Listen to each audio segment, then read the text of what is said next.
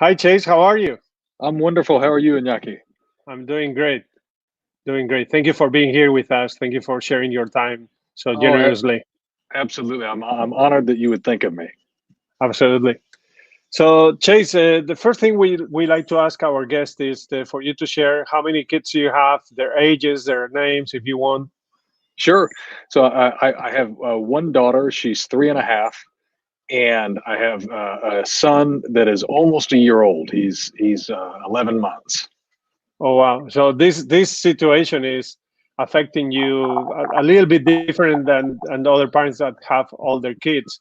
So 3.5 and 1 year old. Yes, it's well. It's certainly different, but it's still very challenging. It's difficult for us to get outside at this age. We really enjoy spending time outside with them, and so being inside the house for long periods of time is really tough. So it's different than the situation likely would be with parents that have older children, but it's difficult in different ways. Yeah. So one thing we like to ask parents also, just to get in the mood of this interview, is could you share with us the best memory, the best experience you have growing up with your parents? Oh, the best memory. Wow, that's such a great question. The best memory I had with my parents. Um, probably probably some of the trips we took. We were lucky to go on some family vacations growing up. Um, and probably one of those would come to mind. Something we did together because my parents were very busy growing up. And so I didn't see them that much during the week. And I don't mean that for better or for worse, any kind of judgment. It was what it was. And so when we got an opportunity to spend a lot of time together, like a trip, that was really special for me. Yeah, I shared that with you. My parents were both very busy for different reasons, and those weekend trips meant a lot to me. Absolutely. Yeah, yeah. Absolutely. So interesting that we cannot go anywhere, but we are trying to go many places virtually, right? Yes. So Uh, interesting. the part, the reason why I got excited thinking about you having you as a guest here is what my kids when kids talk about you, they always said he asked great questions, and I wanted you to share with us and the parents listening what what where does that come from and what qualifies you as a great questioner. Well, I'm not sure anything qualifies me as a great questioner. Um, but I was very lucky for a long time to to work with people who were very good at that. Incredible Socratic guides and incredible Socratic case teachers, which by definition use the Socratic method. And so I spent hundreds and hundreds, if not thousands and thousands of hours observing other people. And then, of course, when I became a guide, I had the opportunity to practice myself. And so a lot of it stemmed from observation. I was just very lucky to work with some extraordinarily talented people. What is the Socratic method, if you could explain to me? Oh, wow. I'll try to explain it succinctly. So the Socratic method is simply put, the usage of questions. Um, I mean, it can vary in form, but in our context, to guide a discussion. And so, a discussion leader would merely ask questions to guide a discussion, serving as something akin to like a moderator or facilitator, rather than necessarily a content expert who disseminates information. So it's a really different role. I sometimes I try to apply that to the reality with our kids, and basically what it is, when I try to apply it, is that I don't try to answer questions that they ask me, and they ask a lot of questions that I feel they could pursue and find the answer themselves. Exactly.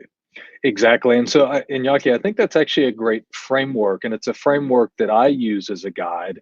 And it's, is there an opportunity for, in this case, a young person to answer a question his or herself?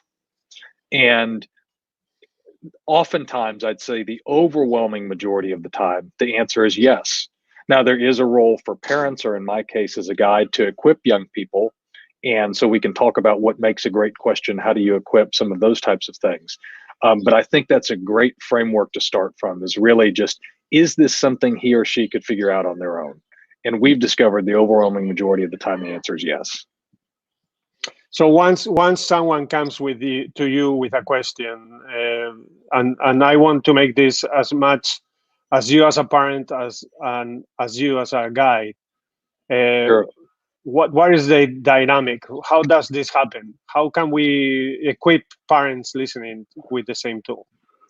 Yeah. So I think first of all, it starts off with a mindset. It's that recognition that young people are much, I mean, as a parent and a guide, both, our children and the young people who I work with are extraordinarily,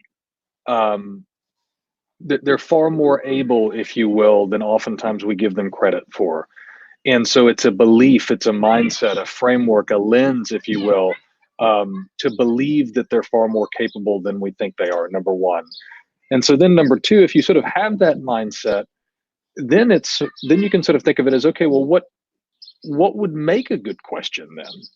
Because there are plenty of bad questions, and I've certainly asked a number of bad questions. And so in a similar vein, so if you're looking at it through the lens of young people are more capable than we give them credit for, including our own children, what's the goal of the question? And that's oftentimes so hard to think of, because you have to be very deliberate in terms of how you think and interact, and that can be frustrating, even for myself. And so, for example, I'm asking a question, is the goal to inspire my child, for example, because they're particularly down, and so I'm trying to raise energy or maybe lift their eyes to the horizon? Is it to maybe equip them with like a tool or a process? Is it to connect them with others in some capacity, whether it's virtual or whether, of course, in other times, maybe in person? And so, but getting down to the goal of the question. And then there's some elements that actually make a great question. For example, not using a ton of filler words, or even just a lot of fluff, because particularly like for my daughter with younger learners, a lot of that fluff takes what could be a 10-word question and makes it a 30-word question. And it makes it a lot harder for a young person to understand what you're saying. Or having clear ABC answer choices. And Yankee, would you say you feel angry, you feel sad, or you feel, something else, for example, as opposed to, and Yankee, gosh, would you say you feel kind of upset, or are you really kind of more sad or angry, or are you kind of more, well, I just used maybe 30 more words than I needed to, and it's not even really clear what the question was to begin with. So that would be a simple kind of tool. Clear ABC answer choices, not many filler words. And I think that's very effective both as a parent and as a quote unquote guide.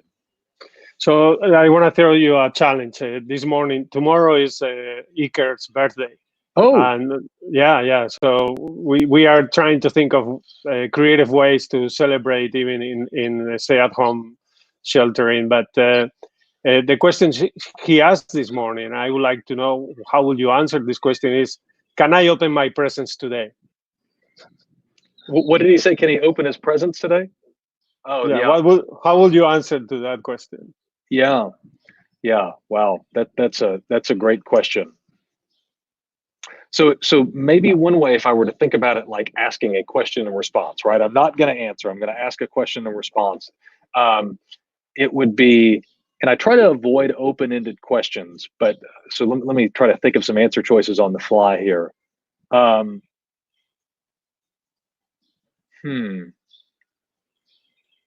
I open my present today?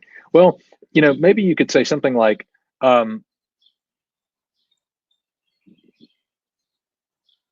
first of all, why would you like to open your present today? The obvious answer is probably because I'd rather have it now than later. So you probably sort of know the answer to that one already. But I'm trying to think of like Socratically, that because to your point, that's a little bit different in the role as a parent. I think there is certainly, and maybe I'll just share what I would do. I think there's an opportunity to equip in that regard, where there is kind of an idea of, well, what is the value of waiting, and why there is an enormous amount of value in patience, and maybe there's kind of a story that you can share. Kind of, I would categorize that as kind of equipping, but a story you could share about the value of patience. And Hmm. so I don't know that it always has to come in the form of kind of a true Yeah, Socratic guide, right? As a parent, you can't always ask questions, solely as a parent. I'm But I sorry do.